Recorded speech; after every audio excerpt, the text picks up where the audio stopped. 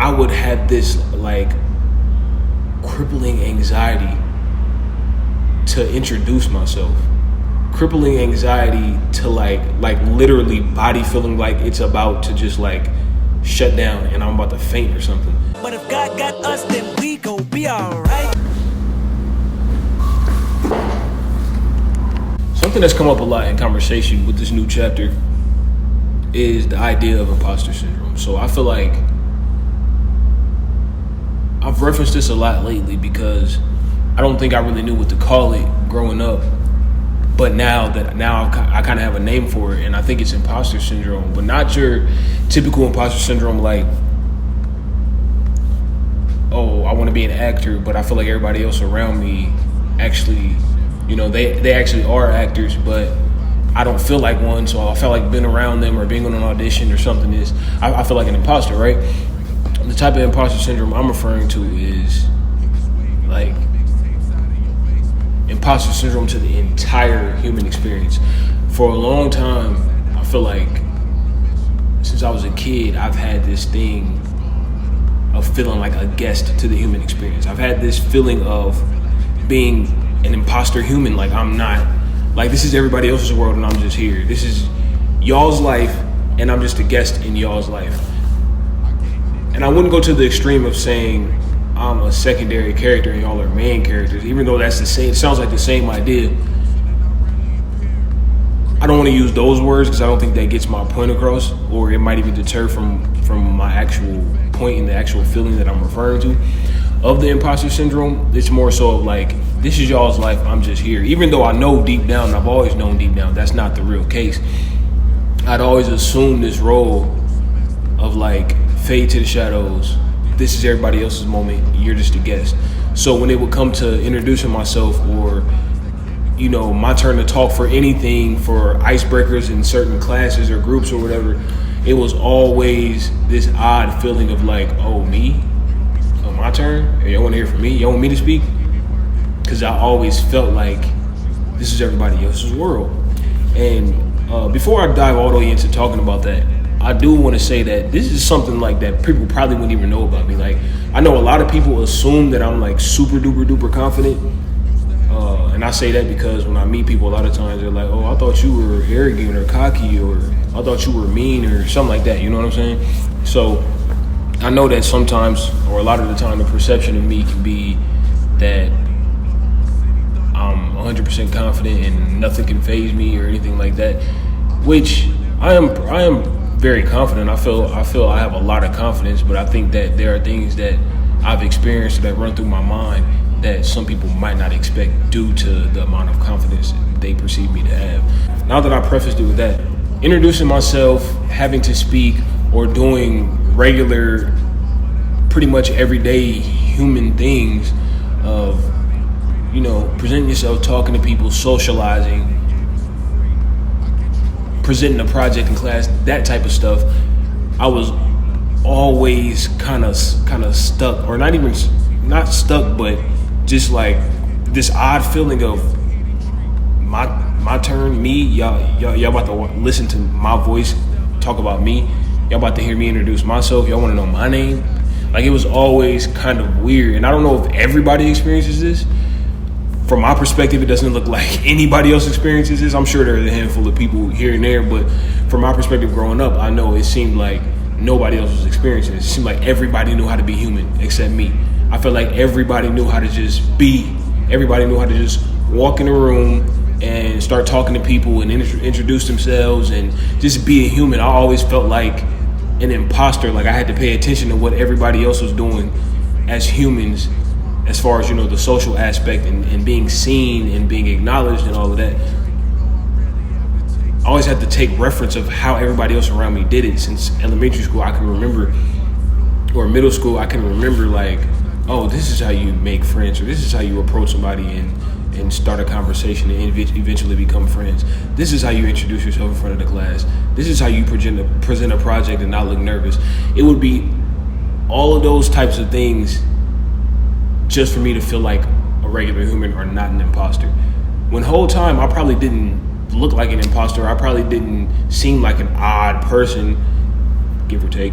But I'm pretty sure it wasn't as difficult as it seemed for me. It just, I don't know what it was. It took actual effort and thought for me to be a human, it seemed like, or at least a regular human like everybody else.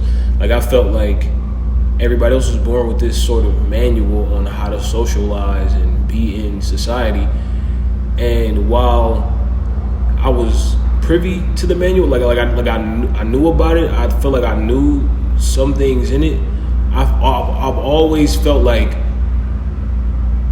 we were all handed these manuals on how to operate in society and socially, and the one that they gave me was missing a couple chapters or something. I always felt like that. I'm like, what do y'all know that I don't know? Like, what do y'all know that I'm not seeing? Because y'all are doing this like second nature. Like, this is normal to y'all. Whereas it's a task for me. I have to do it. Y'all just kind of be it. You know what I'm saying? Y'all just, it is what it is for y'all. Whereas I have to think about it.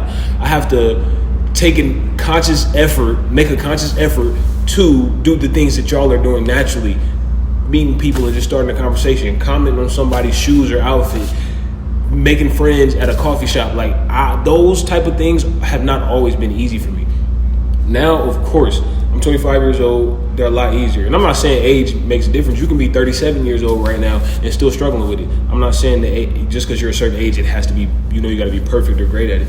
But at this time right now, it's not as bad as it used to be. It's really not terrible at all. Like, of course, there's times where I got to tell myself, all right, like, turn it on, or all right, stop overthinking it. Like, just be a person like everybody else. There are times where I catch myself falling back into that.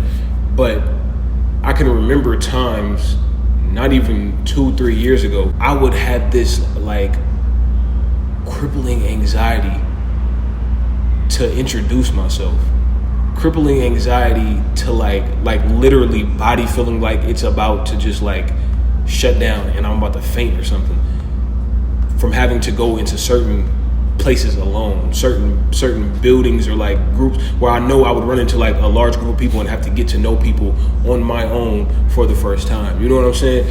I can remember trying to figure out every possible way to avoid those situations in my head before actually going into them, like exhausting all options. The things that would run through my mind to avoid these situations that would cause this social anxiety were crazy. In addition to that imposter syndrome and the anxiety that comes with that, there's another part of me that like loves pushing myself and like not letting anything defeat me. So it's like, I'm not finna let this, at the time I thought it was really weird. So I'm like, I'm not finna let this weirdo shit, stop me. I'm not finna let this, you know what I'm saying? So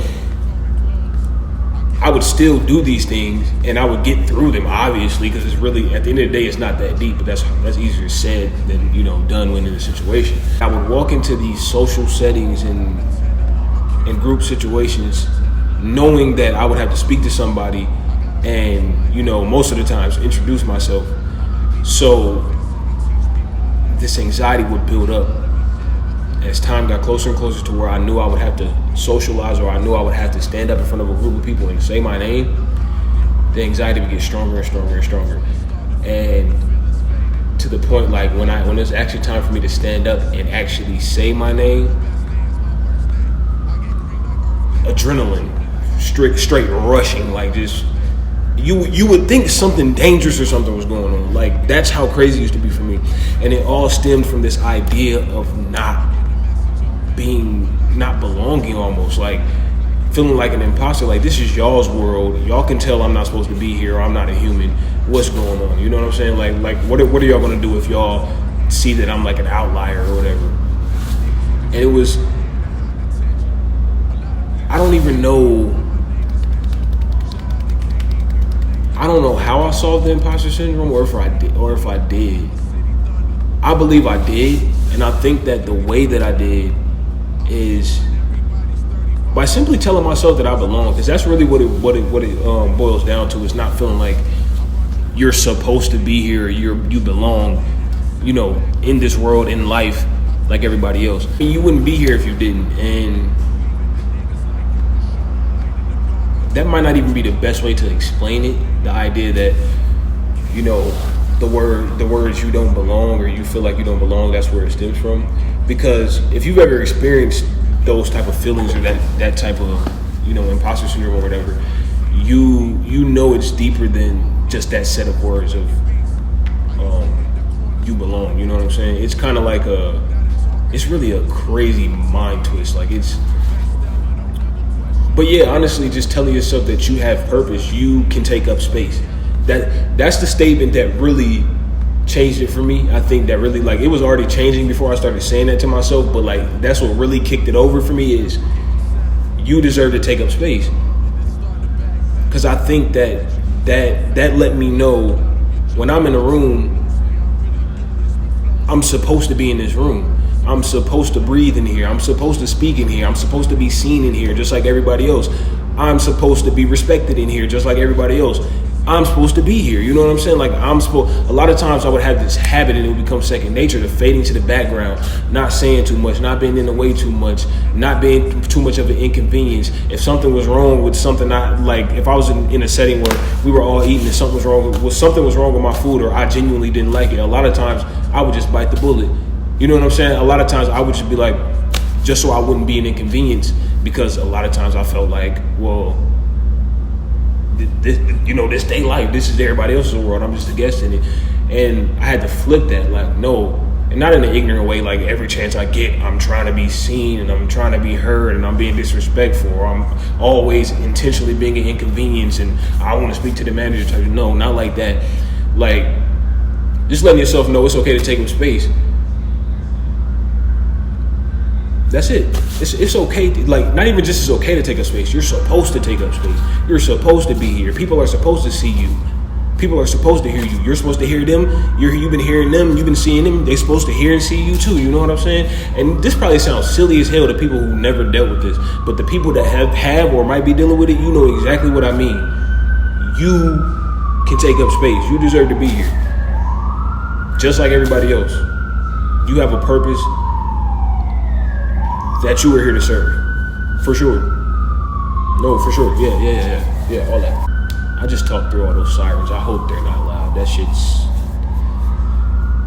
the beauty of staying downtown. And a lot of what contributes, I don't know if it contributes to the imposter syndrome or if it's born out of the imposter syndrome.